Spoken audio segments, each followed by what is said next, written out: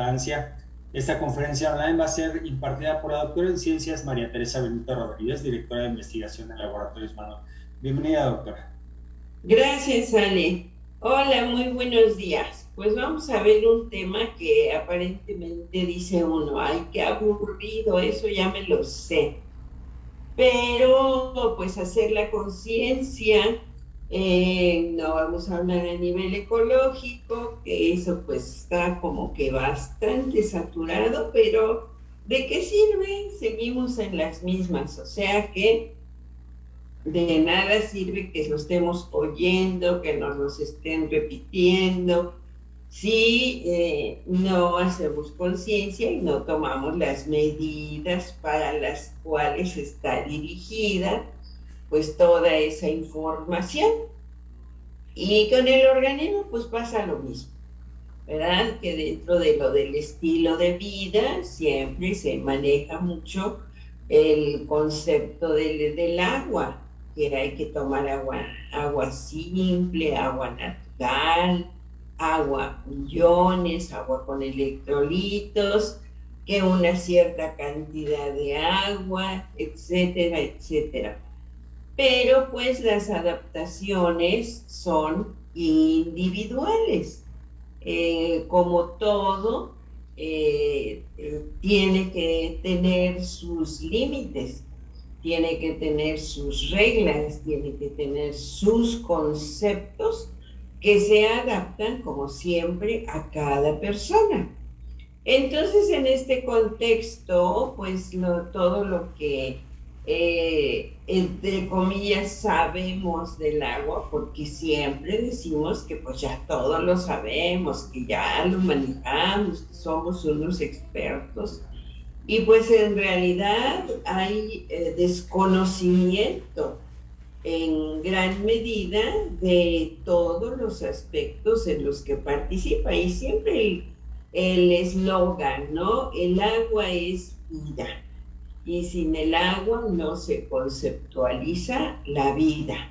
Y pues en la evolución, en el desarrollo evolutivo, pues sí, es lo que se ha venido a demostrar, y por eso es que se busca y se busca a el vital líquido, como se le maneja en otros planetas, ¿no? En esa búsqueda de la incapacidad de mantenernos ya en este planeta, cuando en realidad pues estamos ocupando una parte infinitamente pequeña de lo que es el planeta, y que ya el agua no nos va a alcanzar. Y pues si más de las 3/4 partes están ocupadas por agua en nuestro planeta, y eso de que estamos en la búsqueda de irnos a otro planeta porque en este nos la estamos acabando. De verdad resulta inconcebible que a estas alturas no se haya encontrado la forma de utilizar el agua de mar, cuando pues en realidad es el altísimo porcentaje que forma parte de nuestro planeta.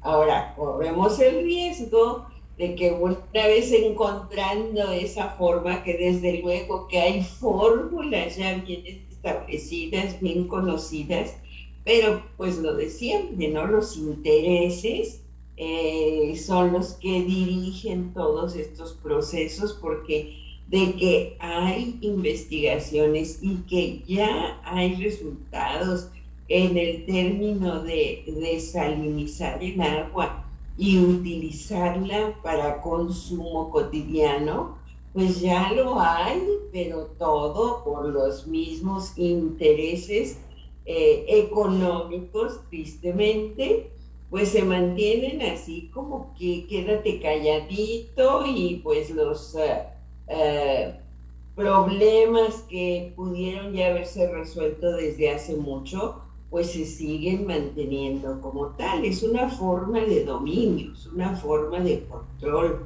Y pues tristemente los países más sufridos pues son los que no tienen acceso para nada al, al, al uso y pues la desalinización del agua de mar.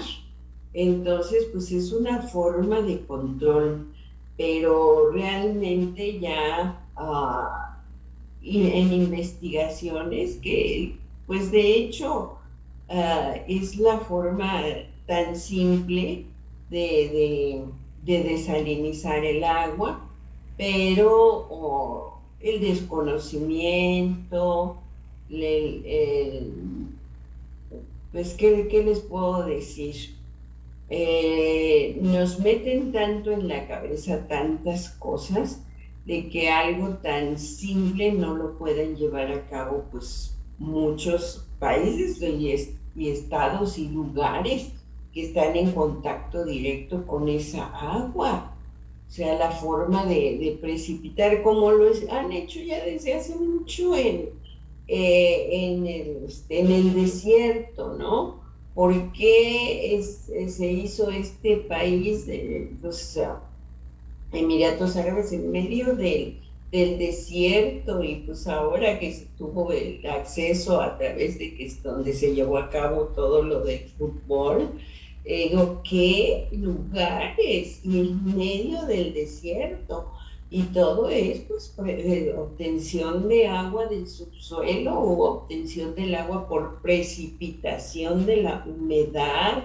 O sea, realmente sí ya se ha encontrado forma del uso de agua de las zonas humidificadas, saturadas de vapor de agua, pues por la misma temperatura y pues por la proximidad a lugares que son depósitos de agua enormes y de agua salada.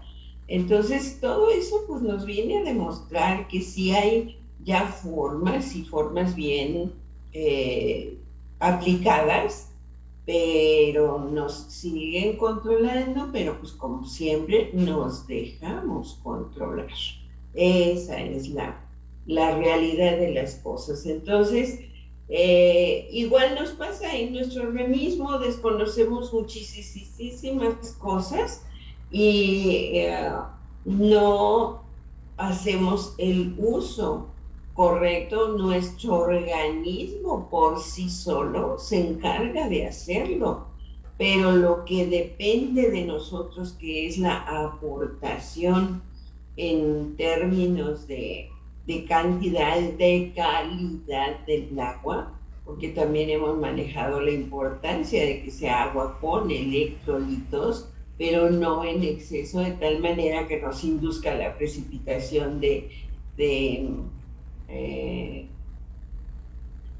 las famosísimas estas piedras, ¿no? Nuestro organismo está capacitado para manejar todo eso y es lo que hace. Y así salimos adelante, pero la parte que depende de nuestro raciocinio, de nuestra conducta, de nuestras reglas, de nuestras disciplinas, ahí es donde todo lo echamos a perder. Entonces, con el agua realmente lo que conocemos de una manera muy general, pues vamos a tratar de aterrizarlo para poder entender los requerimientos de nuestro organismo. ¿De acuerdo? Bueno, pues ahí vamos. La parte que desde, pues, ¿qué digo ahorita? Que ya entraron los niños a la escuela, ¿no? Ya desde la preprimaria, las partes básicas, pero súper básicas, como que es lo que no hemos captado. Estos mecanismos de sublimación, de transpiración, de evaporación, es precisamente de lo que me refería yo previamente, que se utilizan en lugares que están alejados de los depósitos en una cierta distancia, o los próximos, porque pues ya hemos visto que lo que se evapora, lo que se sublima, lo que se transpira, es mayormente agua, pero sí va acompañada de minerales, pero no en la cantidad que los depósitos del mar, principalmente que los depósitos de agua dulce, pues no nos meten ese problema. Pero la mayor proporción que ocupa en nuestro planeta, pues es el agua de mar. Y cuando ocurren estas fases de evaporación, de transpiración por parte de las plantas y la sublimación, que es el paso del estado sólido directamente al estado gaseoso sin que haya el intermedio que es gas, líquido, vapor, ¿no? Se pasa directamente de la parte sólida a la fase gaseosa, y ese es lo que debemos de entender por concepto de sublimación. Y todos estos se están llevando a cabo de manera permanente, es lo que constituye el famosísimo ciclo del agua, que pues dentro de los sistemas geofísicos que hemos estado viendo en relación que con el yodo, que con el selenio, que con el magnesio, con el calcio, con el sodio, lo veíamos en la sesión pasada. Estos sistemas geofísicos son los que han mantenido y seguirán manteniendo a nuestro planeta secular, aunque pues realmente ya tienen tantos calculados más de 4.500 millones de agua, pues porque se va a interrumpir. Pues se ha modificado por por la presencia de los seres humanos y por la explosión demográfica en la que hemos metido al planeta, que ese es justamente la complicación principal, que hemos invadido literalmente cuánto ecosistema hay, haciéndoles modificar todos sus procesos de autorregulación que pues habían desarrollado a través de estos miles de millones de años. Y llegamos y con la mano en la cintura devastamos lo que está a nuestro paso, creyendo que es a nuestro favor, cuando en realidad pues lo que estamos haciendo es bloquear esos mecanismos de sustentabilidad que se han mantenido por miles de millones de años, pero con nuestro ego de que todo lo podemos, que somos los superiores y que podemos dominar cualquier ecosistema, pues a partir de ahí es donde estamos generando nuestra propia debacle. Pero cuando lo entendamos, pues ya va a ser bastante tarde. Afortunadamente, pues como ya hemos visto, ya se está creando mucha conciencia y pues sobre todo en las nuevas generaciones ya está esto floreciendo de manera importantísima, en la que pues se está ya reconociendo la vulnerabilidad que tenemos y que pues somos interdependientes de todos los sistemas, y en la medida en que devastemos unos cuantos, eso va a ser suficiente para que se pierda toda la estabilidad, toda la homeostasis de todos los ecosistemas y por lo tanto del efecto Gaia, ¿no? Que es lo que mantiene a nuestro planeta, pues que es equivalente a un ser vivo como lo describimos nosotros, que respira, que transpira, que siente, que detecta, que cambia en función de los factores mediatos e inmediatos en tiempo y en espacio. Así que todo esto, a final de cuentas, pues va a repercutir en que evolucionemos, involucionemos o desaparezcamos. Esa es la ley de cualquier nivel de desarrollo evolutivo. Eso de que las especies se están extinguiendo a pasos agigantados, eso siempre ha ocurrido.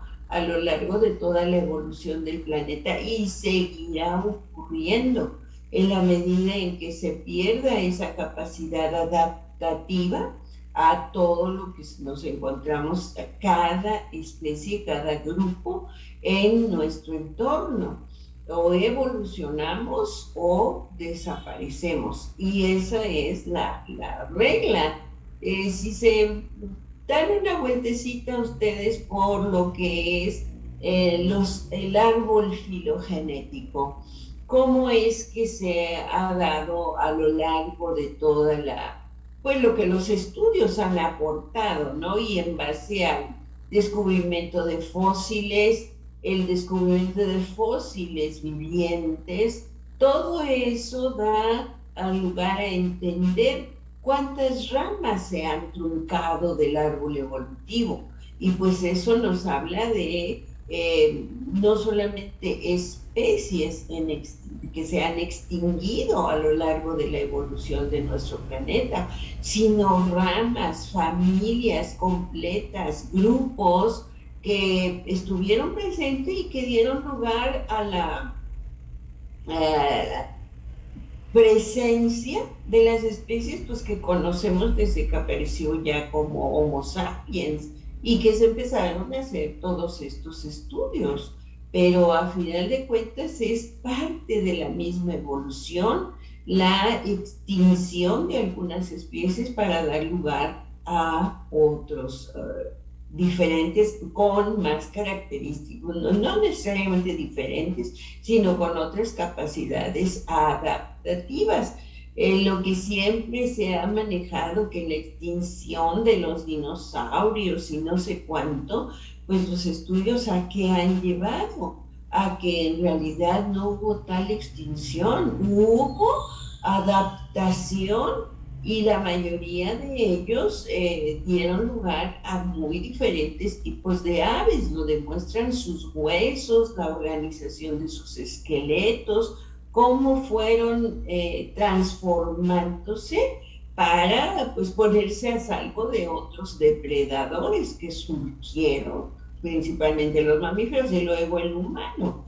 Y pues también otro proceso adaptativo importantísimo fue el dejar de comer tanto porque estaban devastando literalmente con esas dimensiones pues sus propios ecosistemas. Entonces, ustedes vean ¿qué les puedo decir? Un lagarto, una lagartija, un camaleón, uno de los que están en el desierto, de los que están en cada uno de los ecosistemas, y es un dinosaurio chiquito.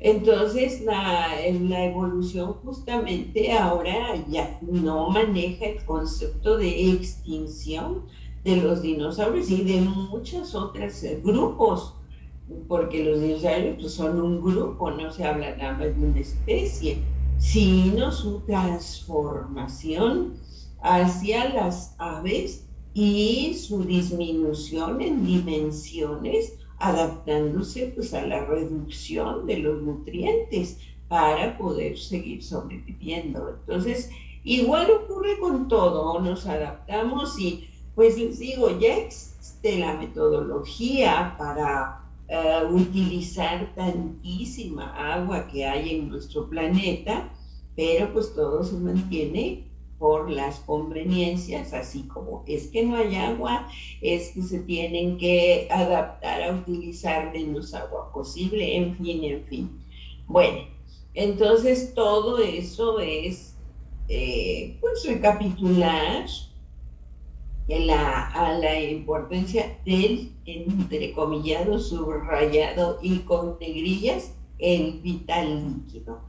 Y este conocimiento, pues, muy actualizado, pues ya se está dando desde etapas muy tempranas, a hacer conciencia, la concientización de esta, pues, problemática creada por el mismo humano. Realmente nosotros somos los que creamos los problemas.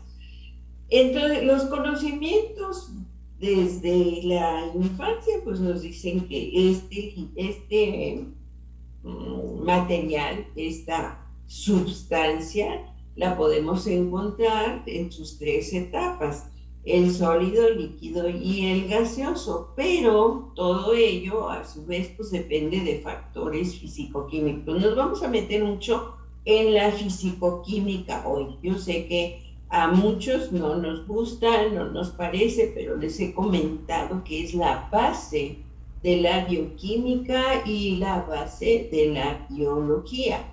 Entonces vamos a meternos, pero vamos a ver que es bastante agradable. No es lo que nosotros nos imaginamos: frío, aislado, separado, independiente, que no tiene que ver con nada. Es el fundamento de todo. Entonces vamos a entender los diferentes estadios en los que se encuentra el agua, que depende de los factores periféricos, que se encuentre en su forma sólida, en su forma líquida, en su forma gaseosa. Pues depende de la temperatura, depende de la presión atmosférica, depende de muchos factores que son los que vienen a determinar cómo se organiza la materia por, digamos, posición geográfica, por qué se comporta el agua de ciertas maneras en los polos, de cierta manera en el ecuador, y de ahí a esos extremos todo lo que hay en los puntos intermedios. Todo depende pues de la fuerza de gravedad, la altitud, que todo eso son factores geográficos, de evidentemente ¿cómo se llama esto? El campo magnético, todas las fuerzas de traslación, de rotación, todos los factores físicos enormes, gigantescos, con valores muy incomprensibles, así como es muy difícil comprender la magnitud de las velocidades a las que se llevan las reacciones químicas. Igual también es bastante incomprensible la magnitud de las fuerzas que emite pues el tamaño de nuestro planeta, que nos da la fuerza de gravedad, dependiendo también de si estamos en el centro o si estamos hacia los polos, la velocidad de rotación y de traslación, que genera unas fuerzas enormes, y que todo eso es lo que determina cómo se organiza la materia. Y a final de cuentas eso es lo que somos, cómo estamos en términos de organización molecular, es producto de esas enormes fuerzas. Por eso es que sí crea mucha pues suspicacia de realidad estamos pensando bien cuando estamos buscando, entre comillas, vida en otros planetas, cuando pues el principio de que todos los planetas contienen la misma materia a través de la cual nuestro planeta se creó, pero las condiciones pues de tamaño, de velocidad de rotación, sentido de la rotación, velocidad de traslación, todo eso da lugar a que la materia se organice de otra forma. Evidentemente, en nuestro planeta la distancia al Sol creó unas condiciones de calentamiento. Imagínense la temperatura que tiene Mercurio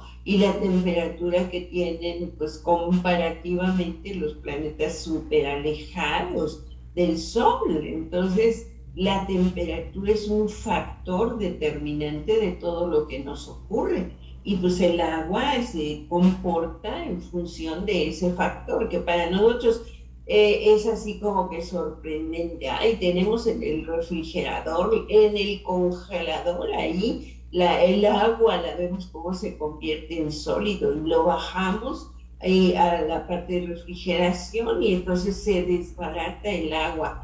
Todos esos son puros procesos físico-químicos. Y pues para empezar, el agua sí sola se está depurando. Todas las filtraciones que hay del mar, que pues no entendemos, por ejemplo, los cenotes que tienen agua dulce, las lagunas, los ojos de agua, todos esos elementos son producto, aquí tenemos cómo se atrapa en el vapor que sale del mar en los lugares cercanos al mar, cómo precipita el vapor y las plantas lo utilizan, de ahí lo fijan. Y entonces vean ustedes cómo se van creando aquí los mantos acuíferos que pues de acuerdo con la profundidad en la que se conforman, se va a dar lugar el reciclamiento de ese líquido, lo van a adquirir las plantas a través de sus raíces. Acuérdense ustedes que las raíces, bueno, eso no, pues les digo, a mí lo que me ayuda mucho es mezclar todos los conocimientos de mi carrera inicial, la biología. Todos sabemos los diferentes tipos de raíces que hay. Todos aquellos que tienen las raíces pivotantes, o sea, las que tienen una sola raíz que va profundizándose hasta en la búsqueda precisamente de su requerimiento de agua, y eso pues da lugar a que se vaya penetrando en zonas que no están saturadas, porque aquí está la evaporación que da lugar pues a la pérdida inmediata de ese líquido, pero hay quien lo recaptura. Las nubes precipita y luego tenemos otra vez, pero los acúmulos de líquido en zonas muy profundas, aquí como nos separan en estratos, en zona acuífera no confinada, ya en una capa confinada, ya en una profundidad tal que ya ni los mismos organismos adaptados para ello la utilizan. Y entonces, fíjense ustedes, para formar esos mantos se pueden llevar pues años, días, años, siglos y milenios. Y ahí está el agua.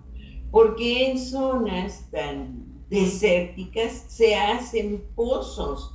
Y esos pozos pues pueden tener cientos de metros o incluso kilómetros, y eso es lo que sale, porque digamos en Las Vegas, que es uno de los ejemplos de un país creado única y exclusivamente para la diversión en un desierto, porque el agua fluye, el agua busca sus trayectorias, camina, se va depurando en esos filtros, porque en realidad pues los diferentes componentes de las capas terrestres van formando filtros, y pues de repente tenemos depósitos de agua a distancia, pero ¿de dónde va a venir esa agua? Se recicla con las lluvias, es cierto, y es agua dulce, pero esos grandes depósitos que en nuestro país, en el sureste,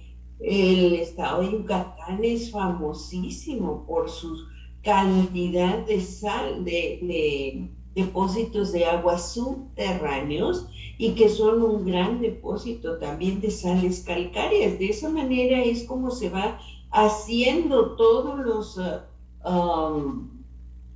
depósitos de los cuales dependemos. Todo eso no está llevado a la práctica.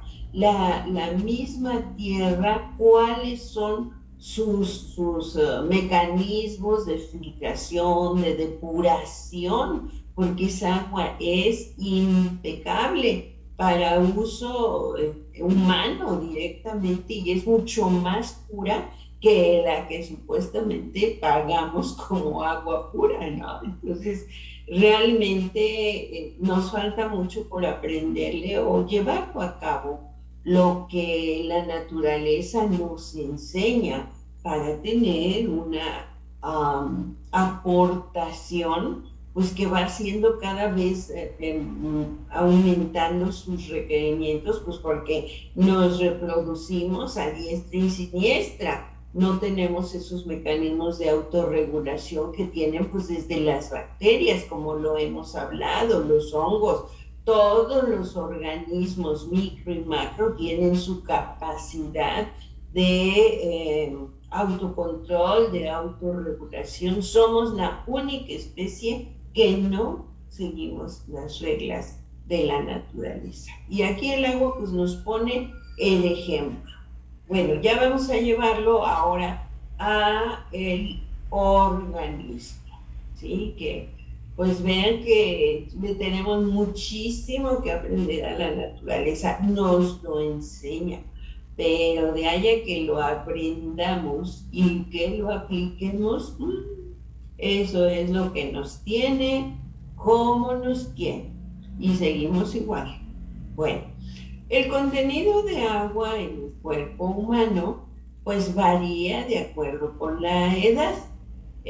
Vamos disminuyendo ese contenido en función del avance de la edad. Entonces, incluso en unos artículos nos habla de la etapa fetal, que está en un medio acuático, y ahí el contenido es prácticamente del 90, un poquito más del 90% del contenido en todo desde la etapa fetal, desde el embrión, el feto, y luego ya las diferentes fases del desarrollo embrionario. Y cuando nace está ya en el 85-80% de pura agua. Y luego, conforme se va desarrollando, pues va disminuyendo para ser utilizado, o para ser reemplazado, mejor dicho, reemplazado por materia sólida. Y los requerimientos del agua para la autoconservación pues van a ser cada vez menores. E incluso, como hablábamos en la sesión pasada respecto al sodio, y que el sodio junto con el cloro están en estricta relación con el agua, pues veíamos los requerimientos del cuidado del contenido de esos electrolitos, y que todo va de la mano con el agua. Así que el requerimiento que va disminuyendo es en parte conductual, pero el requerimiento del organismo no es tan estricto como lo que está manifestando nuestro cerebro. Así que por eso era la recomendación de mantener una hidratación y con electrolitos de manera vigilada en las personas adultas mayores, y sobre todo pues cuando ya tienen incapacidades de desplazamiento o de autoservicio, ¿no? Ya no depende de él de levantarse y si tiene sed ir por agua, sino que pues están confinados y dependen de el apoyo de quienes están en su medio para cubrir esos requerimientos. Por tejido, por órgano, el contenido del agua es muy variable. O sea, si nosotros decimos aquí sumando todo esto, no, hombre, pues, ¿qué porcentaje tenemos de agua? No, es por órgano qué contenido de agua respecto al total del órgano. O sea, en la estructura, un corazón, de su peso global, ya en separación de materia sólida y de materia líquida, qué porcentaje corresponde. Y entonces pues vemos que prácticamente somos agua en un altísimo porcentaje de cada órgano. Así que la distribución del agua aquí no corresponde al 60 o 65% que tenemos ya los adultos y los adultos mayores, y que varía pues desde el género. Las mujeres tenemos un menor contenido de agua con respecto a los varones, pero pues es en relación al peso global, peso total, que incluye materia sólida y materia líquida. Pero de eso, que en cada uno de nuestros órganos, qué contenido por órgano, o sea, del 100% del peso del cerebro, qué porcentaje va a corresponder a materia sólida y qué porcentaje corresponde al agua. Esos son los porcentajes que se están presentando en esta diapositiva. En la sangre, pues evidentemente el mayor contenido es el agua, que llega a ser del 94%, y de ese 94%, acuérdense ustedes que pues un promedio que tenemos de 4.5 litros de sangre, y en el hombre pues llega a ser de 5.5 litros de sangre. De ahí hay que depurar pues todo lo que son el hematocrito, la fórmula roja, la fórmula blanca, el plasma, y luego el plasma quitarle todos los las proteínas, hormonas, lípidos, etcétera, para que quede el suero. Y el suero pues es agua más electrolitos, y quitamos electrolitos y entonces nos quedamos ya con el agua. A ese porcentaje se refiere. De ese material, 94% es agua. Ahora le agregamos los electrolitos, le agregamos las proteínas, las grasas, los carbohidratos, y le agregamos ahora los elementos figurados, y ya tenemos el 100%. A eso se refiere esa gráfica. Ahora, fíjense ustedes qué complicada está esta tabla, que se refiere al metabolismo del agua. Y hablar de agua, estamos hablando de los electrolitos, porque el agua no es pura. Del agua que estamos hablando nunca es única, exclusiva, agua destilada, pudiéramos decir. No, siempre están los electrolitos ahí, o sea, es concomitante. Hablar de agua es hablar de los electrolitos. Entonces, aquí, como cuando tengan ustedes ya la presentación, la van a ver con detalle, porque ahí están los porcentajes de cada uno, pero vamos a hablar de una manera muy general de los conceptos que vienen aquí. Por ejemplo, el balance del agua. ¿Qué es eso? Es la homeostasis hídrica, dicho en términos específicos, en términos, ¿cómo le podríamos decir? Técnicos.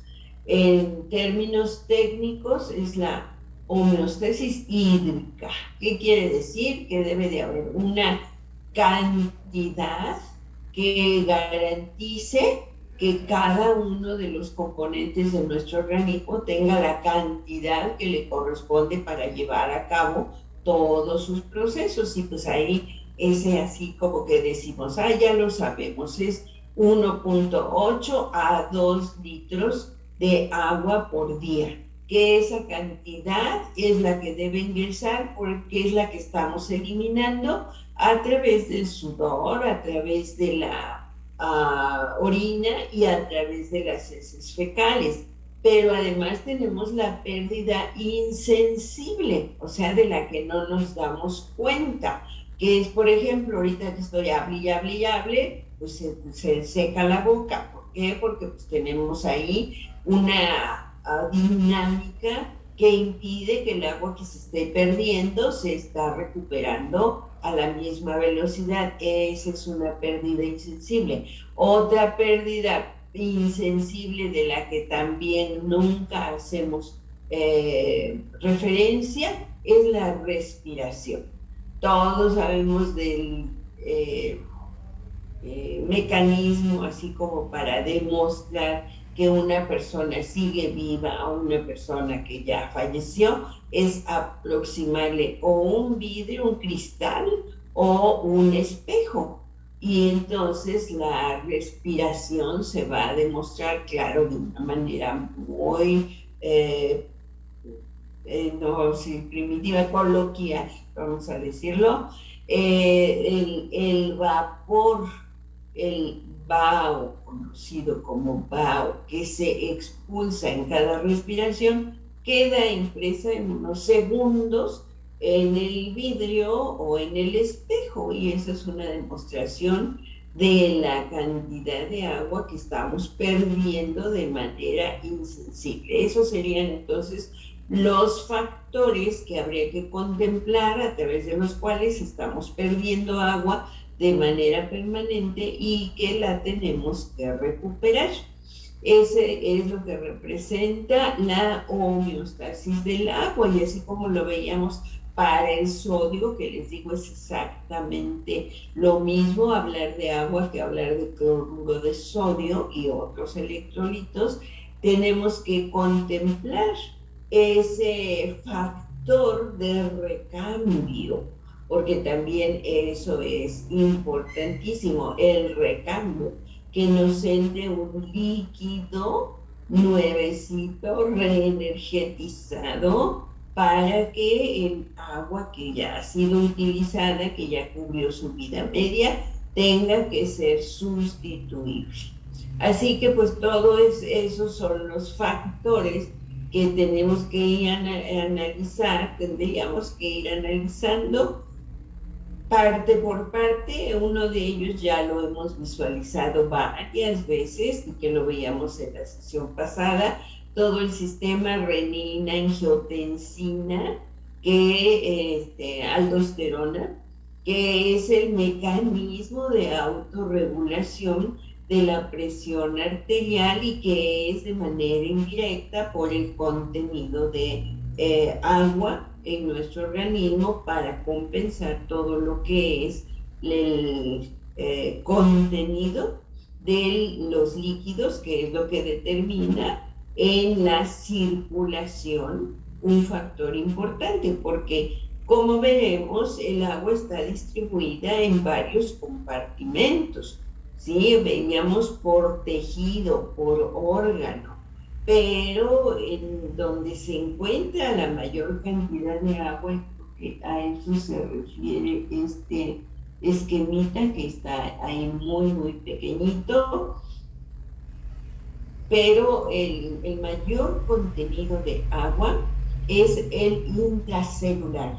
Tenemos que contemplar el agua en todos los compartimentos que veíamos por órgano, por tejido, el líquido extracelular, el líquido de la sangre, y siempre lo llevamos aquí en la sangre, es donde tenemos el mayor contenido, porque ahí literalmente lo vemos en litros, pero en realidad el mayor contenido, el mayor porcentaje del contenido de agua es en el líquido intracelular, ni siquiera el extracelular. ¿Y eso por qué? Pues porque cada célula de los trillones que se considera, bien entrecomillado, que tenemos trillones de células, cada célula tiene agua en todos sus compartimentos, en su citoplasma, en el nucleoplasma, en el mitocondrioplasma, en el peroxiplasma, o sea, en el líquido que está dentro de cada uno de los organelos.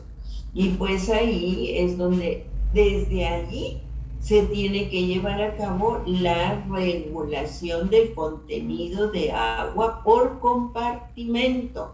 No es nada más el que tenemos en la sangre, el que tenemos en el líquido extracelular, y el que está en el líquido intracelular, sino intraorganelos. Cada organelo tiene su propio mecanismo de autorregulación que está en coordinación con el medio que lo rodea. O sea, los organelos están modulando su contenido en relación al citoplasma. Si en el citoplasma hay una reducción de líquido, el agua se les va a salir a los organelos, porque va a atender por los procesos que veíamos la sesión pasada de ósmosis, de arrastre por solvente, la creación de gradiente por la concentración de los solutos en cada uno de los compartimentos, va a dirigir el mecanismo de distribución del agua. Así que todo eso está ocurriendo en todos los niveles, y por ello es que es tan importante tener ese factor bien regulado, contenido de agua en la circulación en todos nuestros organismos. Hemos tenido casos, me han referido algunos a través de mensajes por WhatsApp, de situaciones en las que no entienden qué les pasan a sus pacientes, que de repente ven luces, ven como luces fugaces que aparecen, y eso lo relacionamos siempre con la hipertensión.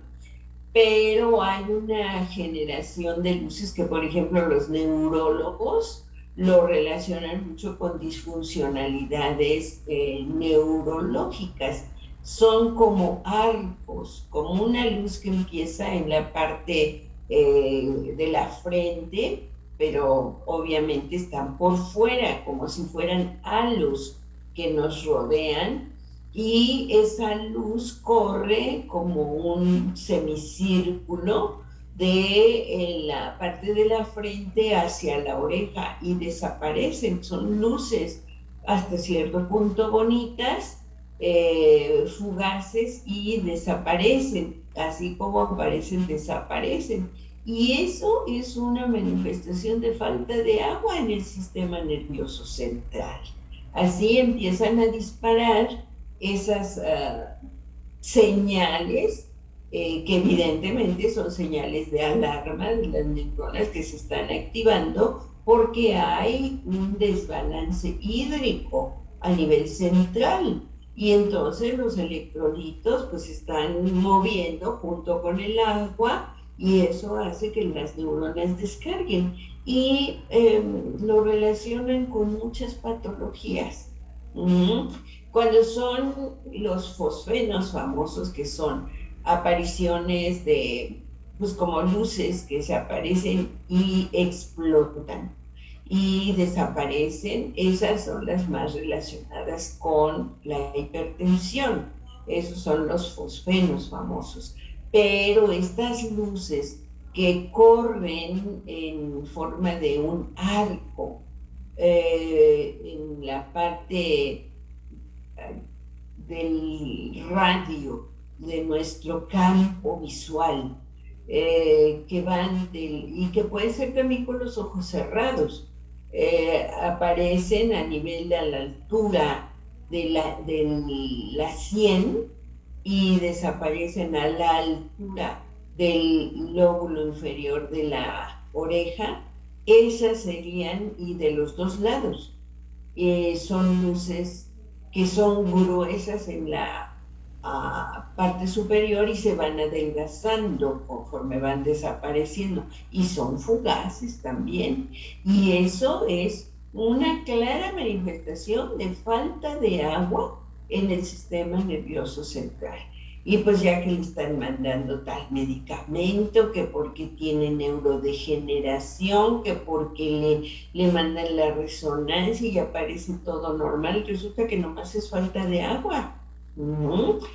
Eso es lo que implica, pues, el balance hídrico, que tengamos siempre una proporción de agua tal que nos garantice que en cada uno de los compartimentos esté la concentración de líquido para que a su vez disuelva en tal proporción a los electrolitos y a todos los nutrientes, a las hormonas, a los factores de crecimiento, los factores inhibidores, todo lo que rodea a cada una de nuestras células.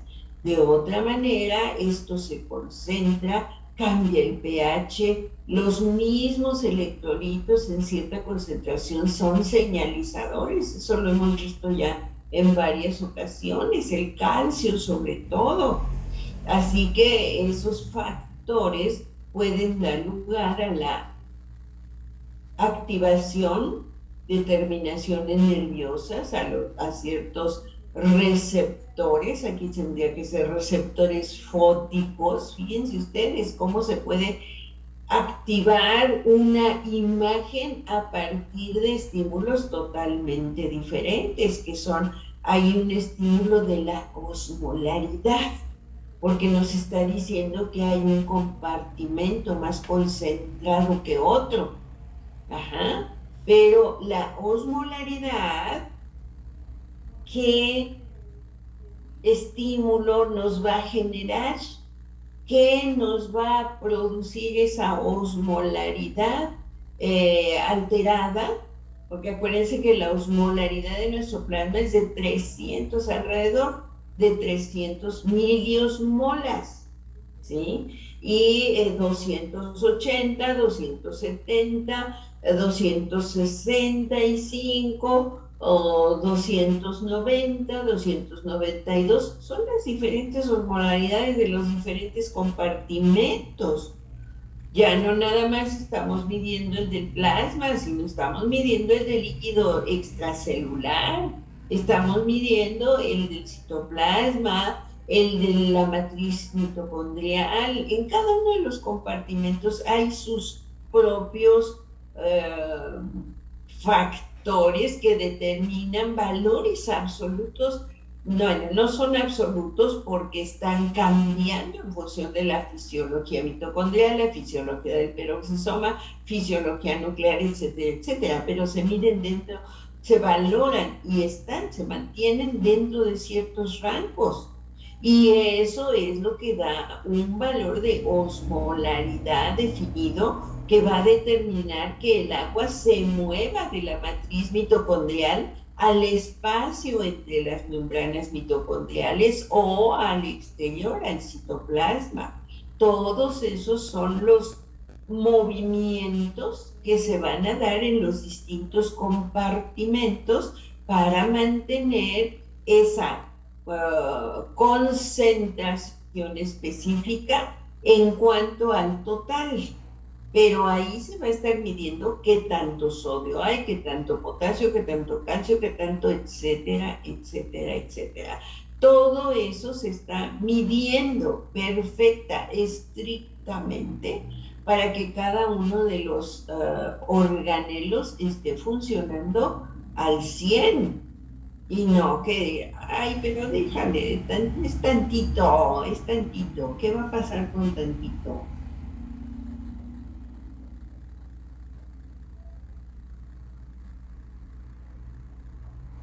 Esa relación entonces es mantenida por lo que es aquí que se está manejando como el acopio y la excreción.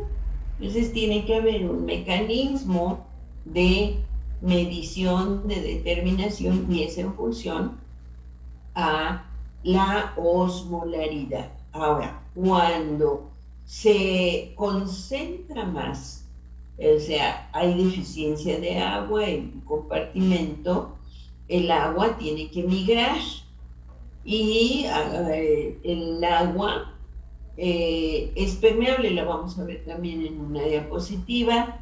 Bajo ciertas circunstancias el agua es permeable, pero en general las condiciones de las membranas se los permiten desplazarse y eso hace que se regulen las concentraciones por compartimento. Todo eso está llevándose a cabo, pero el agua generalmente no se mueve sola.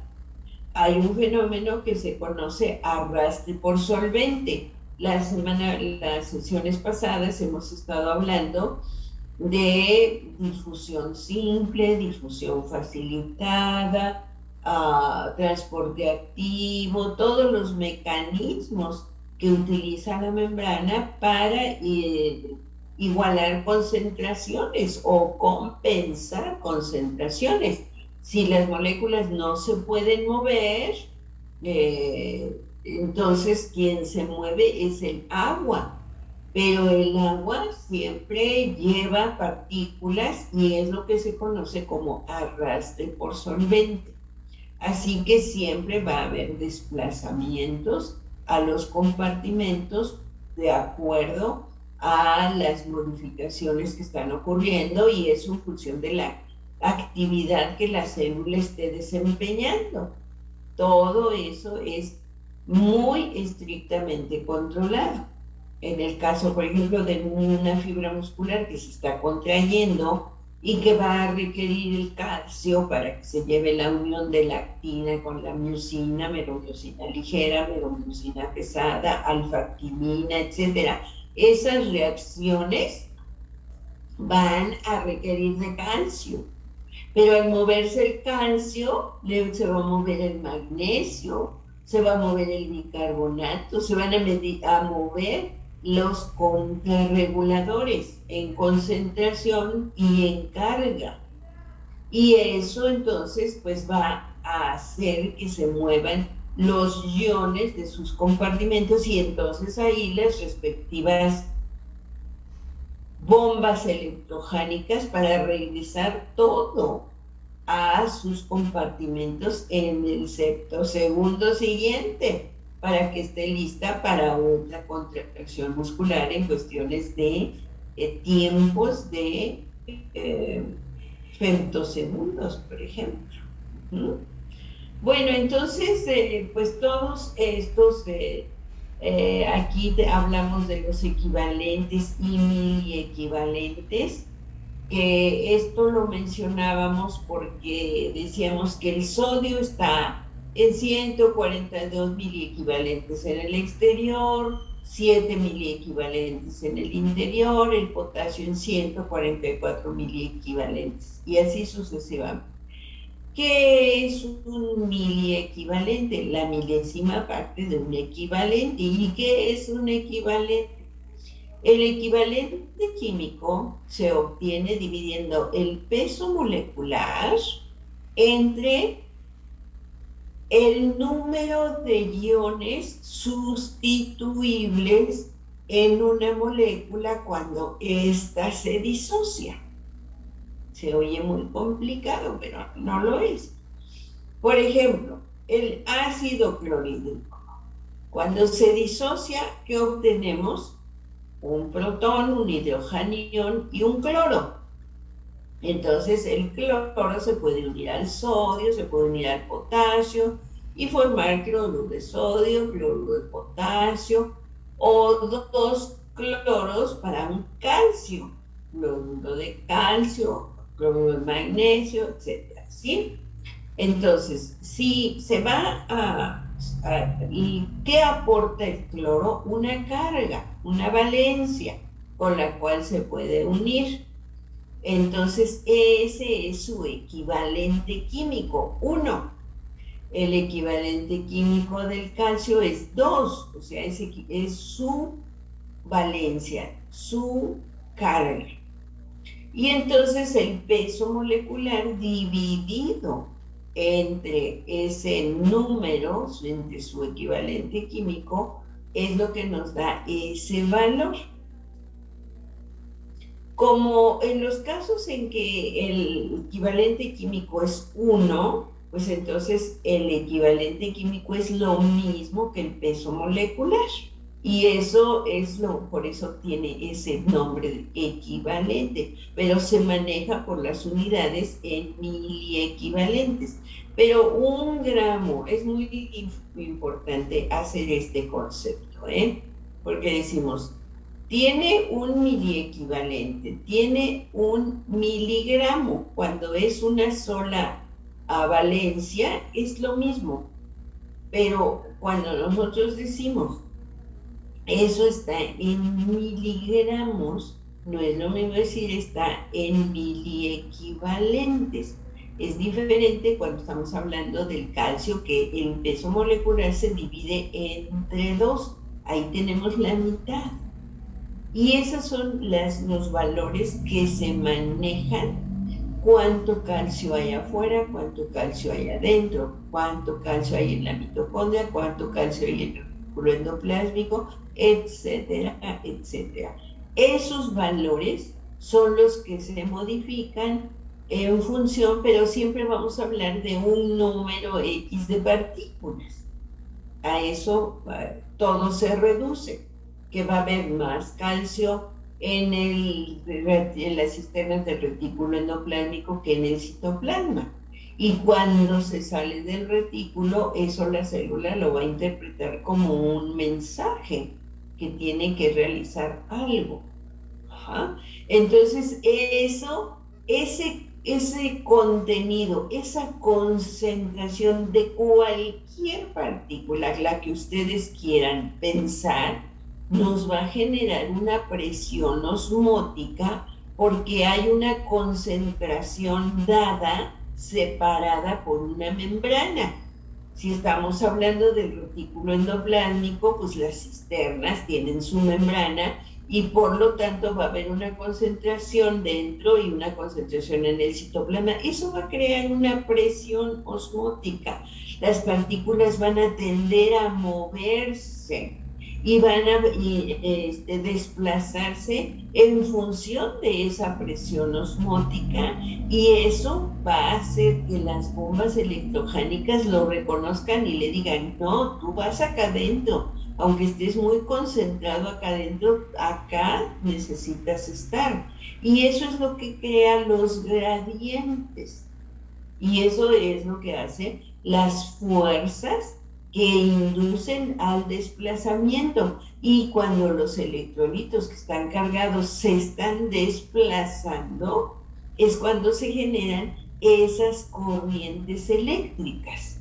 Por eso siempre se habla de la electroquímica, ¿sí? Todo eso es lo que genera esos factores bioeléctricos que caracterizan a las membranas. Bueno, imagínense, de cada tema sí tendríamos que estar hablando, pero pues ya todo está muy relacionado, que todo depende del estado fisiológico, depende de qué soluciones estemos hablando, si es isotónica, si es hipertónica, si es hipotónica, los procesos de deshidratación, los procesos de retención, que nos lleva evidentemente pues a patologías. Y de todos estos conceptos es pura físico-química, ¿sí? Para poder entender cómo se mueven todos ellos.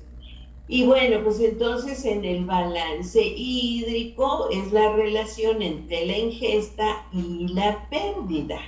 Y todo eso nos tiene que dar una resultante que es la homeostasis. Y siempre hemos dicho que como producto del metabolismo de los nutrientes hay la generación de agua y dióxido de carbono en la degradación de los carbohidratos y de los lípidos y de los aminoácidos y de las bases nitrogenadas de los ácidos nucleicos, además del agua y dióxido de carbono. Hay amonio, amoníaco, ácido úrico, urea y creatinina. Todos esos ya son los productos de degradación de los nutrientes. Pero vean ustedes, dentro de los más de 2 litros que ingresamos normalmente en promedio a través de la alimentación, que son las bebidas, los nutrientes que aparentemente son sólidos, o sea, si estamos comiendo muchas frutas, muchas verduras, pues estamos metiendo un buen de agua. Y lo que produce la degradación de esos nutrientes nos da un total de más de 2 litros, que son los que tenemos que eliminar, pues en forma sensible o en forma insensible. Y tiene que haber una regulación entre la ganancia y la pérdida para todo mantenernos en homeostasis, ¿sí? Aquí está, entonces, el metabolismo del agua nos da el balance del agua en los diferentes órganos, en los diferentes tejidos, en la distribución en los compartimentos, que aquí tenemos el sodio, el potasio, el cloro, el calcio, todos los electrolitos están generando esa compartimentalización del agua. Y aquí nos dice la distribución del agua está en la sangre, en el líquido intersticial y en el líquido intracelular. Vean, en la sangre en promedio son 3 litros. Lo demás son los elementos figurados, son las proteínas, todo eso. De los 4,5 o 5,5 litros que tenemos respectivamente las mujeres y los varones, agua son 3 a 3,5 litros, agua. Y luego en el líquido intersticial hay alrededor de 9 litros. Y el resto de los 70, 50%, el 80% en los bebés, etcétera, está en el espacio intracelular. Entonces, el más abundante siempre va a ser el líquido intracelular, el agua, ¿verdad? El agua. Ahora, en las membranas, siempre hemos hablado y lo hemos platicado así como que de pasadita, pero yo les he mencionado el agua estructural. Una cosa es el agua como diluyente y otra cosa es el agua estructural. Hemos hablado siempre de la membrana, de la bicapa de fosfolípidos, del colesterol en medio de los fosfolípidos, de las cabezas polares de los fosfolípidos, que es lo que permite esa organización de la bicapa, porque esto es lo que da hacia el líquido extracelular, tiene que ser polar. Ahí hay una reflexión, que siempre hablamos del agua como el disolvente universal. Le tenemos que quitar ese concepto, porque no diluye las grasas, no las disuelve. Y ahí viene el concepto de polaridad y no polaridad. ¿Qué significa eso de polaridad?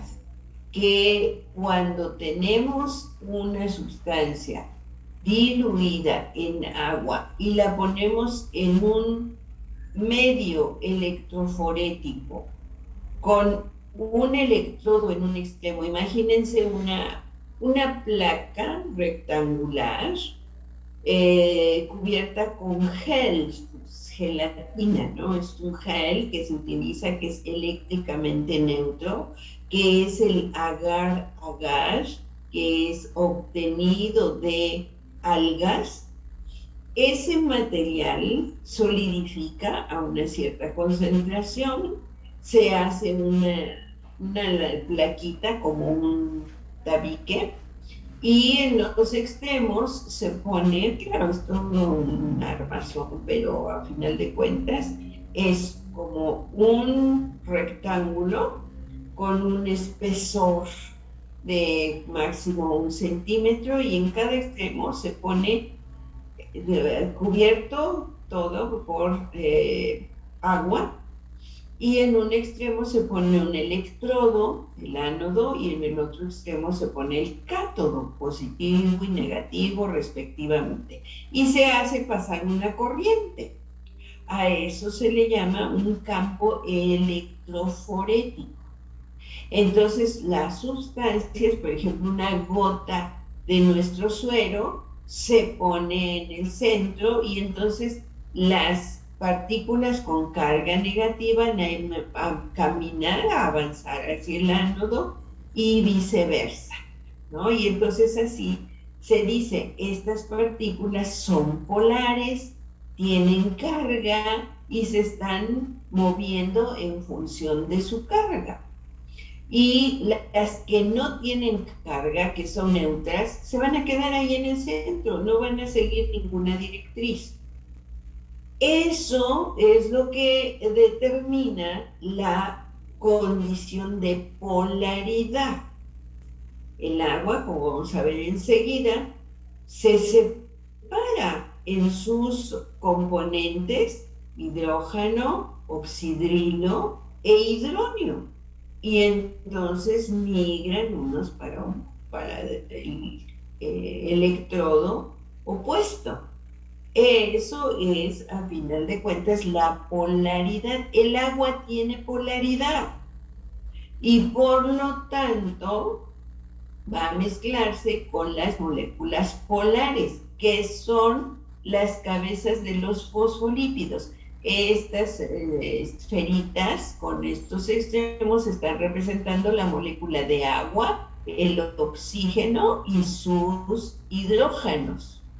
Entonces, por su carga, se van a unir a la parte polar de los fosfolípidos. Los ácidos grasos quedan aislados de la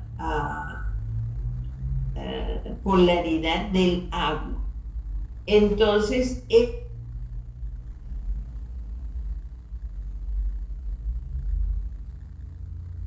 fosfolípidos. Sin embargo, pues hemos visto que hay muchas proteínas empotradas, como esta, que atraviesan de lado a lado la membrana, que están formadas por aminoácidos básicos, aminoácidos ácidos, aminoácidos neutros, y eso determina cómo se pliega la proteína. Los neutros van a conectar con la parte fosfolipídica, y los cargados eléctricamente, negativos o positivos, van a quedar en la parte de adentro de la proteína. Eso determina la organización estructural de una proteína, de cualquier molécula. Por eso el colesterol aquí pues empata perfectamente con los ácidos grasos. Pero se acuerdan que hemos insistido mucho en que son ácidos grasos saturados e insaturados, y que cuando se esquematiza la membrana de cualquier organelo, no se ponen líneas rectas, o cuando ha habido, les digo, esto no es así. Entonces se ponen con líneas que tienen como zigzag o que dan lugar a movimiento. Entonces, cuando esos ácidos grasos, por ejemplo, este se mueve para acá y este se mueve para acá, el agua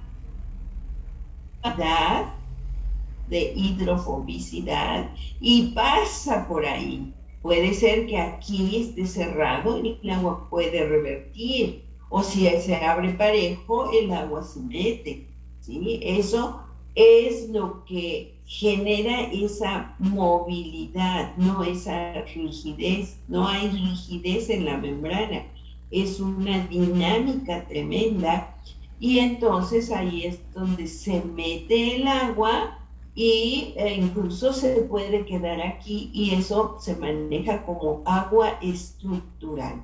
Y por fuera y por dentro siempre hay agua. Estos son unos anillos de agua que toda membrana tiene. Esto que estamos viendo para la membrana plasmática, igual para la membrana mitocondrial, externa, interna, la envoltura nuclear, todas las membranas tienen este mismo factor de agua estructural. Les he dicho que todo lo que hablamos de la membrana son 7 nanómetros por fuera, 7 nanómetros que es el espesor de la membrana y 7 nanómetros por dentro. Todo eso está trabajando en coordinación. Ya si aquí tenemos la membrana mitocondrial, aquí en la membrana mitocondrial va a estar ocurriendo todo esto de la misma manera. Bueno, no igual, pero bajo los mismos principios. Esto es lo que se conoce como agua estructural y por eso era que decían que cuando la microscopía electrónica exige la salida de cuánta agua hay, pues la organización de la materia se va a modificar. Y también les comentaba yo que eso es cierto. Entonces, cuando tengan ustedes esta presentación, se fijan que aquí está un ácido graso, ¿cómo se dice? Saturado, recto, y aquí tenemos un ácido graso insaturado que le da posibilidad de moverse, de romper esos enlaces, y por ahí el agua se puede filtrar tranquilamente. Así que todo es físico-química pura. Todo eso da lugar a la organización estructural y es siguiendo las reglas de la físico-química.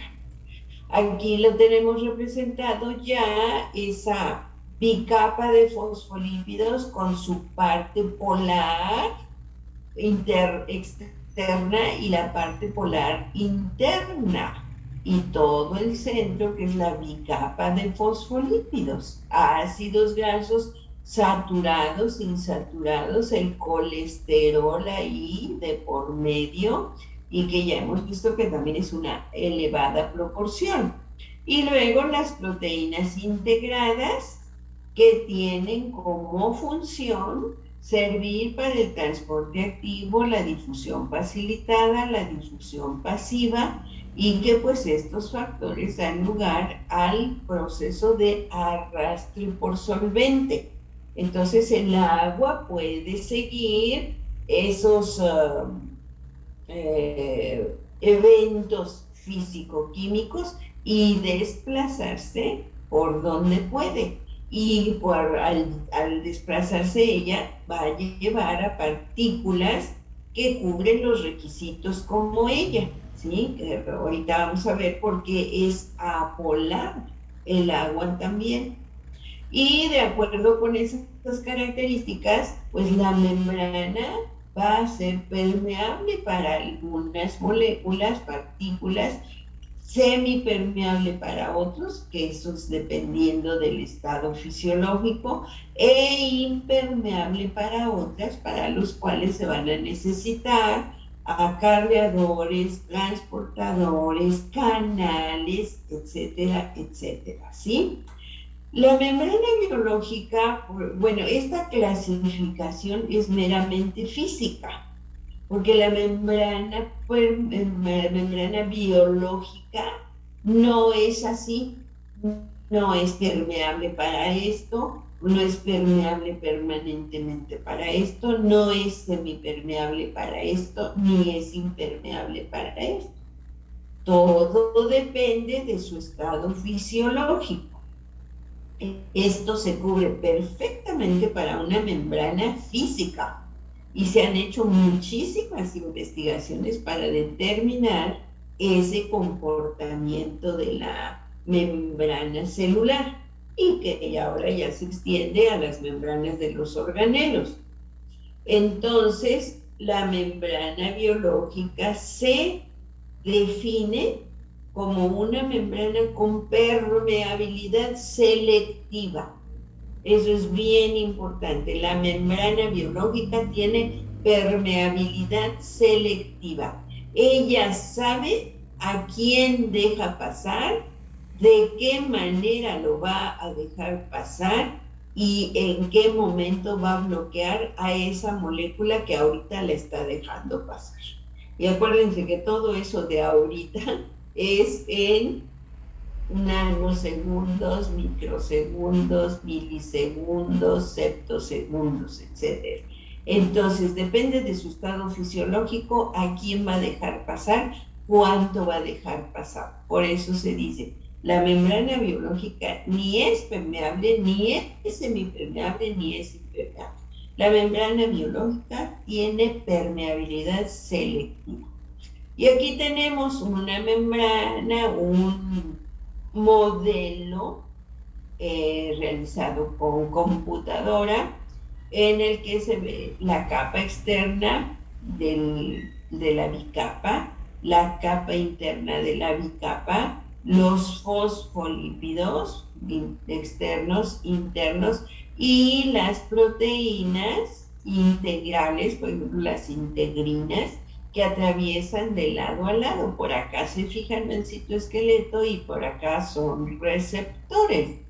Y su agua, el agua aquí, el agua aquí, por eso se habla de agua integral, agua estructural y el agua en el citoplasma. Y pues aquí ya nos hablan de mecanismos a través de los cuales se desplazan los diferentes componentes que están empotrados en la membrana y que le dan permeabilidad selectiva. Y aquí tenemos ya unas moléculas en particular son las que permiten la movilización del agua bajo ciertas circunstancias y que son las acuaporinas, o sea, poros a través de los cuales se mueve el agua. Tiene su fragmento extracelular, su fragmento transmembranal y su dominio o fragmento intracelular. Y pues como todo canal tiene su filtro de selección, tiene sus características físico-químicas que le permiten reconocer a quién sí va a dejar pasar, porque aunque esté abierto, no va a entrar cualquiera. Siempre decimos el agua está acompañada de los electrolitos, que el cloruro de sodio. En este caso dice, entras agua sola, exclusivamente. Eso es lo que hacen las acuaporinas, permitir el paso del agua específicamente y bajo ciertas circunstancias. Y pues estas acuaporinas son muy numerosas. Aquí vemos la selectividad. Están los electrolitos, pero única y exclusivamente permite el paso del agua. Y vea, aquí está calculado de 3 por 10 a la 9, o sea, 300 millones, así, 3.000 porque son 9 ceros. 3.000 millones de moléculas de agua por segundo. Ajá. Y la naturaleza se debe de estar riendo. Ajá. Porque dice, pues ustedes harán sus cálculos, pero yo sé cuántos por cuántas acuaporinas, porque aquí está calculado por acuaporina. Pero ¿cuántas acuaporinas hay en una micro cuadrada de una célula, la que ustedes quieran pensar? Y allí están las características físico-químicas de los dominios, de los segmentos que forman el filtro de selectividad, incluso los aminoácidos que forman el filtro de selectividad para que única y exclusivamente hagan el espacio para que entre exclusivamente esa partícula y no otras que no cubran esos requisitos de tamaño, de electrostática, de fuerza iónica, qué sé yo, todos los factores que hemos visto y que veíamos la sesión pasada, que se le toman en cuenta a cada partícula para que sea reconocido y entre exclusivamente por su canal de manera específica. Aquí tenemos una acuaporina visto por arriba, digamos, o por, como ustedes quieran, un linfocito que lo estamos viendo de afuera, como es esférico, pues lo podemos ver arriba, abajo, etcétera, ¿no? Entonces esto es varias moléculas que se organizan, o puede ser monomérica, dimérica, trimérica o tetramérica. Y vean ustedes aquí cómo están los, por una forma de verlo, visto por arriba, visto de lado, o interpretando.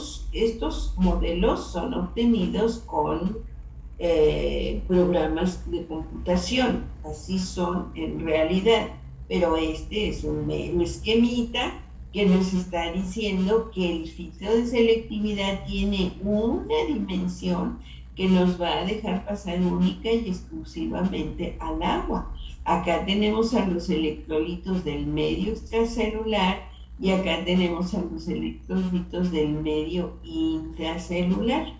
¿Sí? Acá tenemos más sodio, poquito sodio, más cloro, poquito cloro, más potasio, no, este sería calcio, por ejemplo, y poco calcio, ¿sí? Entonces aquí tenemos, pues aquí nos dicen que es la urea, el glicerol y solutos neutros pequeños, pero igual podemos tener representados a los electrolitos en concentración totalmente asimétrica. Eso es lo que crean los gradientes de concentración y gradientes electroquímicos. Una cosa es la concentración y otra la carga, que es lo que crea el gradiente para que las partículas se desplacen siguiendo esas corrientes, ¿sí? Aquí tenemos la parte extracelular, la parte intracelular, cómo funciona, ¿sí? Para que haya restricción por tamaño y no entre cualquiera. Y aquí la selección que se hace por el valor eléctrico que trae la partícula, y eso está dado por los aminoácidos que forman el filtro de selección. Y aquí nos habla de la reorientación del dipolo de agua. Ahorita vamos a ver eso de el dipolo, que cómo está estructurada la molécula de agua, para decir cómo se orienta en función a la carga que están exponiendo los aminoácidos aquí, que forman ese filtro de selectividad. Nada más va a pasar quien tenga estas características de dimensión y electroquímicas, y solamente los demás desde acá son rebotados. Este es un modelo de cómo está empotrada una acuaporina en la membrana. Los dominios, aquí se ve un dominio en plateado, un dominio en dorado, un dominio en azul y un dominio en rojo, que serían los equivalentes a esto visto de arriba. Y que aquí forman el filtro de selectividad, y aquí, si ven estas esferitas azules, es el poro aquí por donde va pasando el agua. Y pues evidentemente tenemos agua en el líquido extracelular, agua en el líquido intracelular. Eso es cómo se mueve el agua, a través de las acuaporinas, para mantener nuestro comportamiento. Hoy todavía no me aparece eso de las características físico-químicas. Esto es el metabolismo que produce agua. Si ven ustedes aquí en el ciclo de Krebs, aquí tenemos de la reacción del citrato alcis a conitato, siempre hablamos nosotros citrato, isocitrato, alfa-acetoglutarato, succinato, fumarato, malato y oxalacetato. Nos saltamos al citraconitato y al succinato coenzima al que va a dar lugar al succinato. Entonces, y acuérdense nada más para pasar del piruvato al acetilcoenzima, cuántas reacciones hemos visto que hay. O sea, este es la forma más sencilla y que siempre les digo que siempre nos los esquematizan en el sentido de las manecillas de reloj, que también ya hemos visto que van en sentido contrario y que de aquí tanto entran como salen intermediarios, los aminoácidos, la acilcoenzima que da lugar a la acetilcoenzima de los ácidos grasos, etcétera, etcétera. Pero en todos ellos, aquí sale agua, aquí entra agua, aquí tenemos entrada de agua y entrada de agua. O sea que el agua forma parte de los mecanismos reguladores de las reacciones. Las reacciones que nosotros hemos visto de producción de agua es en los aminoácidos que se fusionan para dar a las proteínas, y siempre decimos, se une un grupo amino de un aminoácido con el grupo carboxilo del otro aminoácido con la salida de una molécula de agua. Todos esos son mecanismos en los que el agua pues es reguladora de las reacciones bioquímicas. Si nosotros ponemos aquí, entra la nicotina de dinucleótido oxidado y sale reducido, ahí siempre decimos, es una coenzima reguladora de la reacción. ¿Por qué no se hace lo mismo? Aquí sale una molécula de agua, evidentemente hubo una reacción en la que hubo donación de protones y de oxidrilo. Para que salga una molécula de agua tiene que haber eso, ¿no? Esa reacción de enlace de los componentes en donde hay expulsión o extirpación de un oxidrilo y de un protón o hidrogenión, evidentemente forma parte de esas reacciones. Entonces, les digo que hay mucho que estudiar y pues todo esto sí ya se sabe exactamente, pero ¿qué papel está haciendo ahí el agua? Aquí, por ejemplo, nos dicen, la nicotinamida está cediendo su electrón y etcétera, etcétera. Aquí no nos lo dicen, pero vean cuántas moléculas de agua se están moviendo, entrando y saliendo y forman parte, por lo tanto, de la coordinación del ciclo de Krebs. Pero esta es el agua que sale, aquí está, ¿dónde está? Esta agua que entra, y el agua que entra y el agua que sale. Cuando decimos es agua metabólica, a eso se refiere, dentro de las reacciones X. Y pues aquí tenemos también, ya en resumida, lo que siempre decimos, del metabolismo de los carbohidratos, de los lípidos y de los aminoácidos. ¿Cuál es el producto? Agua, dióxido de carbono y sustancias nitrogenadas. Agua, este es el agua metabólica. ¿Sí? Y toda esa agua, ¿para qué sirve?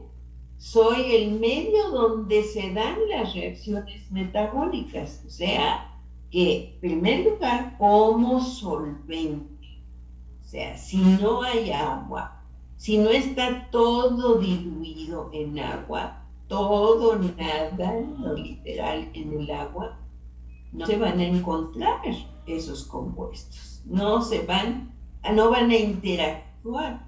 Y luego va a interactuar cediendo su oxidrilo o cediendo su hidrógeno, y esas son partes ya de reactivos propiamente dichos de los componentes del agua. Bueno, un papel importantísimo es la regulación de la temperatura corporal. O sea, el agua se distribuye por todos los compartimentos y de esa manera, pues no solamente modula o regula o iguala temperaturas en compartimentos, pues lo mismo en los dedos de nuestras extremidades, que lo mismo en las profundidades de los núcleos neuronales. Todo tiene que estar perfectamente, no digo igualado, porque tampoco es igual. Todo está compartimentalizado de acuerdo al requerimiento, porque una cosa es la temperatura, por ejemplo, que tengamos en la hipófisis, que puede ser de 36,4, en otro momento puede ser 36,8, y es el rango en el que se puede mover esa glandulita a nuestras manos, en las que pues nos ponemos a lavar trastes y tomar una temperatura, y sin embargo no puede bajar de ciertos valores porque se pararían muchas reacciones de nuestras células epiteliales. Así que ahí tiene que aumentar la circulación, y como hacemos cuando sentimos frío, pues nos frotamos las manos intensamente para favorecer la circulación y que nos lleve la temperatura a valores en los que no se vea comprometida pues las reacciones metabólicas, todo el funcionamiento de esas células epiteliales en las extremidades. Y así tiene muchas funciones. Es a través de la cual se transportan los nutrientes y el oxígeno, retira los desechos de las células, mantiene una separación estructural de nanómetros, pero a final de cuentas crea espacios a través de los que al mismo tiempo evita la fricción, mantiene la comunicación. Entonces está cubriendo con todas esas funciones. Esto es de lo que ya mencionábamos, y pues la flexibilidad, ¿no? Que es fundamental como parte de su efecto lubricante, y que justamente con la edad avanzada vamos perdiendo, y por lo tanto se va perdiendo todas esas manifestaciones de su presencia. Y pues esto a nivel mitocondrial, a nivel de las membranas de cualquier organelo, va a estar funcionando bajo los mismos principios. E incluso pues se han detectado partículas que son equivalentes a las acuaporinas de la membrana plasmática. Y pues en la mitocondria se ha considerado unas partículas, unas moléculas que sirven como tal. Aquí, por ejemplo, está caracterizada esta molécula que cuando está cerrada, pues impide el desplazamiento de muchas partículas e incluso aquí del agua. Vean cómo cuando están en condiciones de no conducción o comunicación están desfasadas, y cuando tienen la señal de activación interactúan para que no tenga que funcionar una proteína en la membrana externa y una proteína en la membrana interna, que se abra primero esta, luego se cierra y luego se abre esta y luego se cierra, que puede haber, porque son mecanismos reguladores. Aquí nos están mencionando cómo es que tenemos una interacción secuenciada de las moléculas que forman la membrana interna y la membrana externa mitocondriales, para que se lleven a cabo el desplazamiento de partículas y se pueda llevar a cabo la función mitocondrial. Bueno, aquí tenemos los peroxisomas, aquí está representadito en verde. Tenemos una célula animal típica con todos sus organelos, con sus respectivas membranas, y aquí tenemos representados a los peroxisomas, que es donde se lleva a cabo la alfa-oxidación, la primera etapa de degradación de los ácidos grasos muy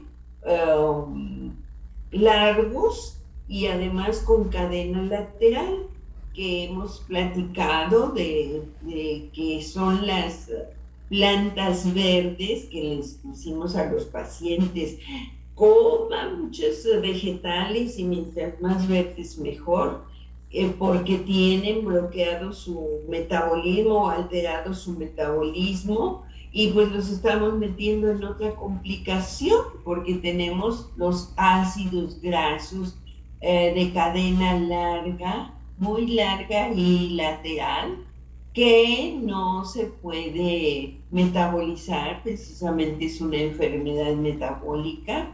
Pero cuando aplicamos el pirofosfato de tiamina, activa a la fitanoil-coenzima aliasa, que es esta que está aquí, o que actualmente se llama hidroxiacil liasa, o hidroxiacil liasa, que es la que ya degrada, les quita la cadena lateral a estos ácidos grasos muy largos y con cadena lateral, y entonces ya pueden entrar a la mitocondria para llevar a cabo la beta-oxidación. Esta es la alfa-oxidación que también tienen bloqueado los pacientes con diabetes.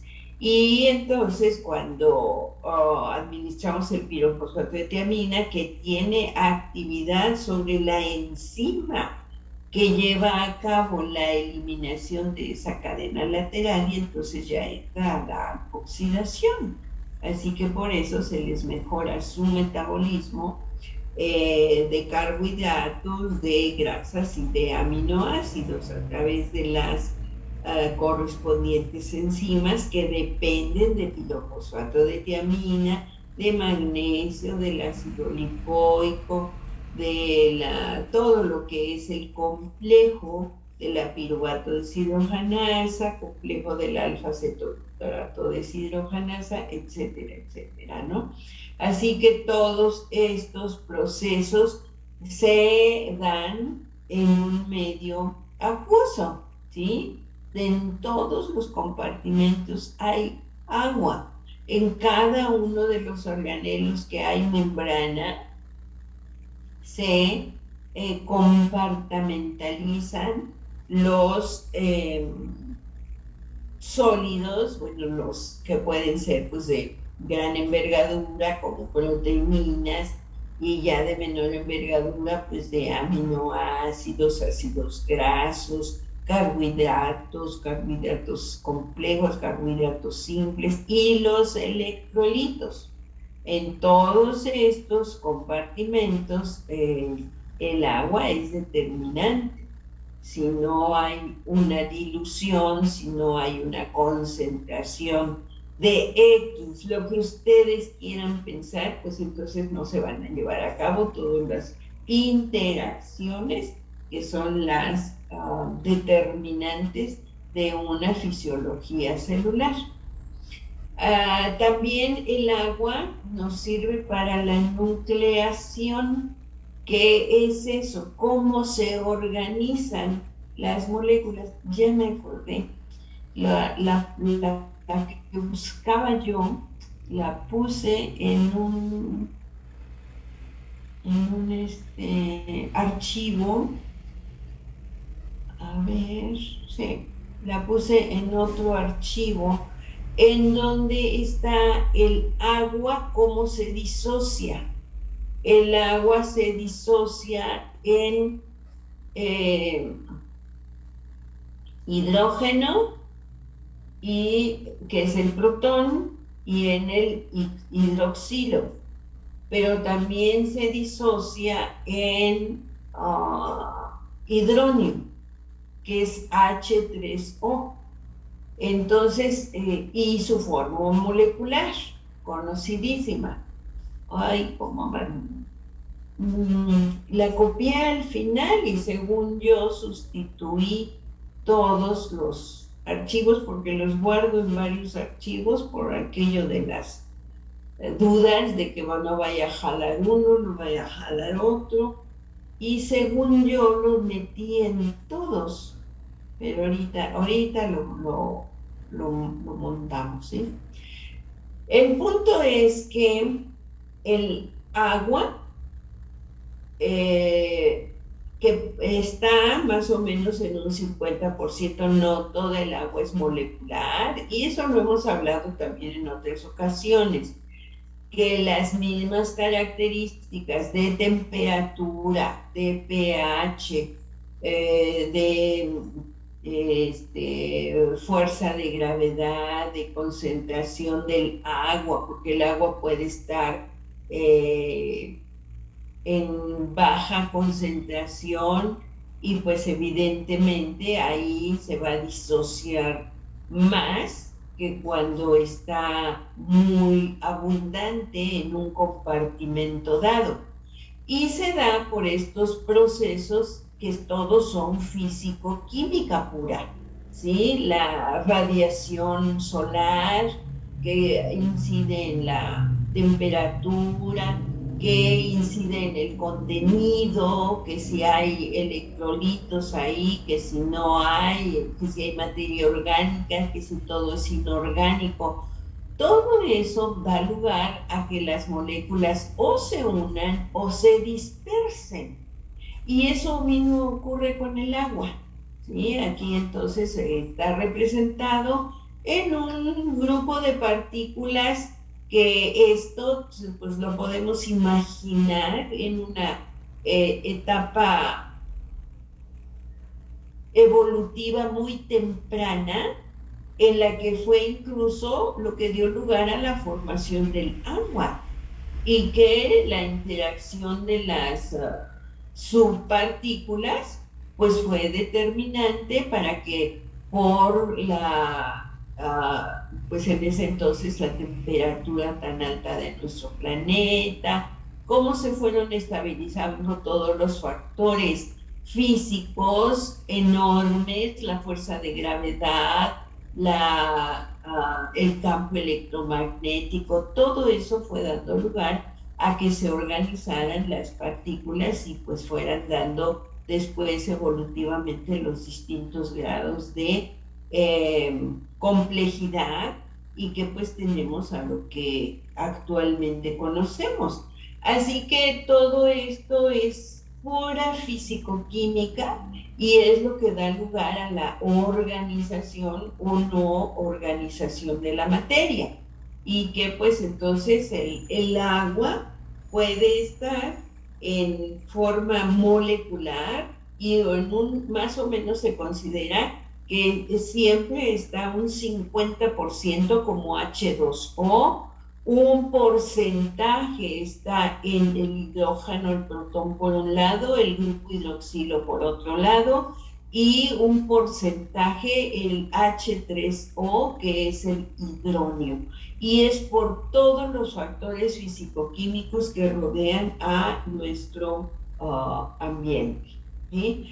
Así que pues eso es lo que viene a determinar cómo regula o modula muchas de las funciones y cómo se mueve el agua para favorecer la dilución o la concentración de los compuestos en los distintos compartimentos. Así que, pues aquí lo vemos de una manera muy general, en la que el agua está en el plasma, está en el líquido intersticial, está en la linfa, está en la célula intracelular o bien en el espacio extracelular. Sí, aquí nos los dice los compartimentos de los líquidos corporales.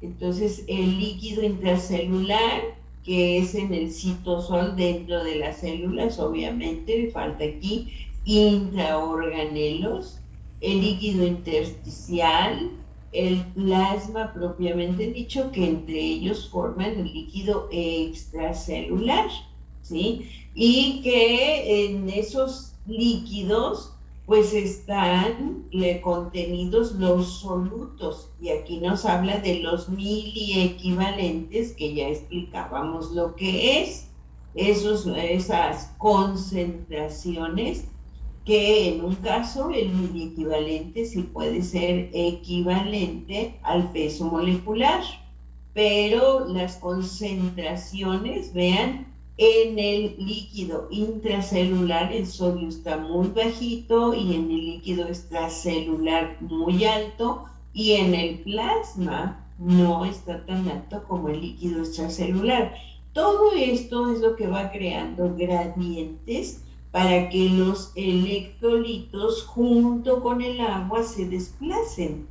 Y pues lo mismo podemos hablar de cualquier electrolito, de cualquier hormona, de cualquier factor de crecimiento, de cualquier producto de desecho. Cada uno sigue estas reglas físico-químicas y está distribuido de una manera homeostásica, que no predomine ni en un compartimento ni en otro.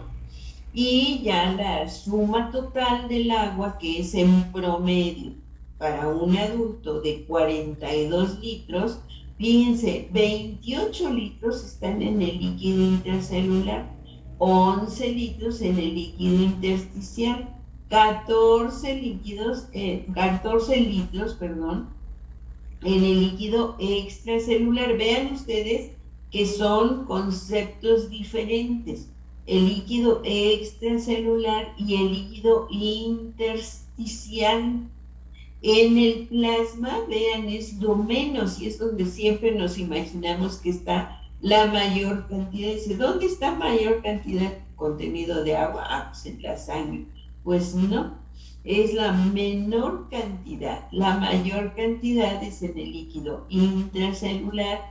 En los intersticios es cómo fluye. Si yo me estoy contrayendo un músculo, evidentemente estoy expulsando ese líquido de ese compartimento. Relajo ese músculo y el líquido fluye en ese tejido intersticial, que es ajeno, es diferente al extracelular, que viene siendo el que veíamos en esta membrana aquí, ¿sí? Este es el líquido extracelular, que siempre va a acompañar a las membranas en ambos espacios, en ambos dominios, y otra, el que queda los 7 nanómetros por fuera, que es el que se va a desplazar, y que cuando hagamos una contracción, una relajación, etcétera, y que es lo que va a representar al líquido que sí se mueve y que puede desplazarse, el líquido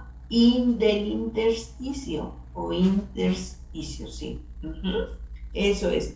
Esto nos habla siempre de mantener el concepto de homeostasis, que es mantener el medio interno. Ese es el milium internum del cual hablaba, ¿cómo se llama este señor? Claudio Bernard. Y que ahí están controladas las constantes biológicas. Y pues aquí lo tenemos en miliequivalentes, que es lo que nos da la osmolaridad en miliosmolas de cada uno de los compartimentos. En el capilar, en el torrente circulatorio, en el líquido intersticial, en el espacio extracelular, y cada uno de ellos tiene sus propias valoraciones, que es lo que hace que se estén desplazando siguiendo todas esas reglas físico-químicas, que es lo que nos va a dar la homeostasis del agua. Y por eso la sesión pasada decía yo, hablar de agua es hablar de solutos, entre ellos los electrolitos, pero todo lo que va ahí, por eso es bien importante hablar de las partículas polares y las apolares, porque tienen un comportamiento diferente. Y el agua, por eso también es bien importante considerar lo que son los productos de disociación del agua, que no todo es agua molecular. Si todo fuera agua molecular, el agua no sería polar, sería apolar, porque no tiene cargas. Pero como el agua se disocia, entonces tenemos protones, tenemos los grupos hidroxilo y tenemos al radical hidróneo. Ajá. El agua molecular no tiene carga, es apolar. Así que eso de que el agua es la partícula polar por excelencia se debe a que en gran parte está disociada. Muy bien, pues espero que les haya interesado todo esto, que les digo, todo es físico-química. Y si no manejamos todos estos conceptos, pues estamos nomás dando palos de ciego al tratar a nuestros pacientes. Así que es bien relevante manejar todos estos conceptos para poder entender que lo que les estamos regulando son todos los mecanismos homeostásicos. Por eso hay que ir de lleno a esta regulación, porque solamente así los organismos tenemos esa capacidad de mantenernos en salud. De otra manera, estamos nada más dando paliativos y hay que ir a fondo. Muchísimas gracias. Y pues si tienen preguntas, estamos aquí, a ver si me las sé. Si no, ya le buscamos cómo resolverlas, ¿de acuerdo? Muchas gracias.